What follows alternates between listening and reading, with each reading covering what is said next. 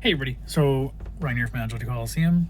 Set up the next paper here, TCL 60, and just thought I'd show you off. So again, there's a little bit of that sheen, that matte sort of look to the screen here, but it doesn't distract from it. Just definitely makes it look more, a little muted, but definitely feels like more paper, which I guess you can make sense.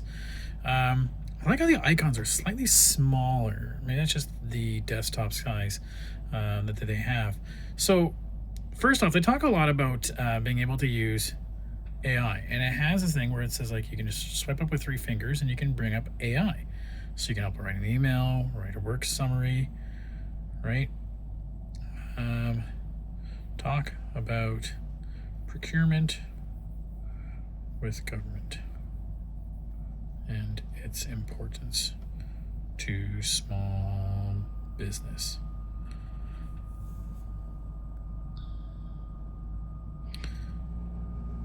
Country, region. Oh, it's one of these things I gotta make sure I'm not in China, Canada.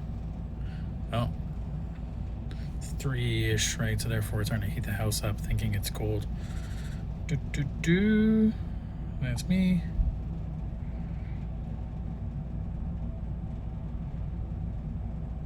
So the AI is writing something pretty cool.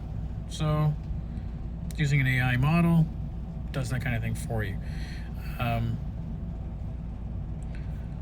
Let's do that again. Let's draft an email invitation to a 17-year-old birthday party at a pizza place.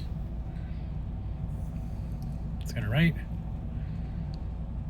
Right, and then you can also, they say you can long press, and maybe if you can't do it here, you should be able to drag it down and then get summaries of some of that thing. I wonder if we can go to continue with me. Yeah, man.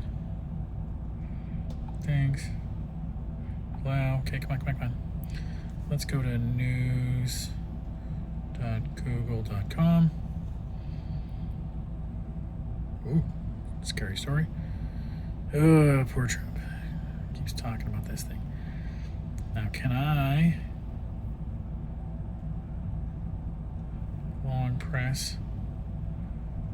It said something about being able to take this and then drag it down here at the bottom. I can say, and then do either rewrite this. I can get a summary of it, translation of it. Let's get a summary. Pretty neat.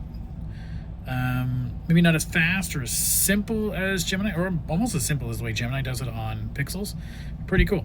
Now, the neat thing I wanted to show you was this feature with the next paper where you can use the slider. And actually, while I'm here, that's a fingerprint sensor. We haven't seen a fingerprint sensor in a power button in a long while, and it makes a lot of sense. So I slide this up, and we got 3 modes: max ink, paper mode, and color people mode. So max ink, tap it to enter mode. Bloop. That's pretty cool. And also, if I want to go ahead and look up settings, and go to, settings. Right, you can go around and play around with some of these features. And pretty responsive for supposedly e-ink style or whatever, right?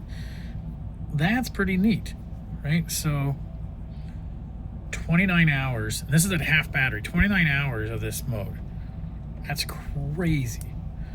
Okay, so if I undo it, go back into normal mode, swipe it back in, and let's pick ink paper mode. Enter.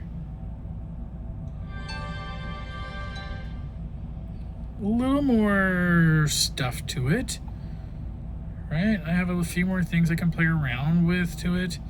Like, I think that was more of like the just want to read mode, right? Okay, that's pretty cool. I'm gonna swipe around, and then is it gonna give me my battery life? based on that. I wonder if it would tell me there. But let's turn it off. Go down. And let's go back into another mode. Let's try color paper mode.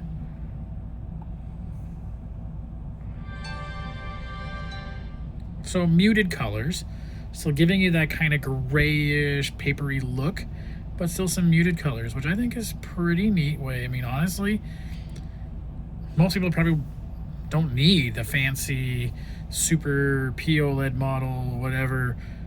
You might be able to just run it in this for most people's thinking, and then have a device that lasts hours and hours and hours and hours and hours, right? So even watching a YouTube video.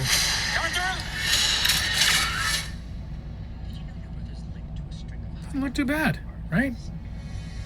I don't know what it's doing to resolution-wise, but not bad at all. So pretty neat novelty-ish features, and I'll play around with it, and I'll give you guys my thoughts after a little while. Okay, thanks so much. Talk soon.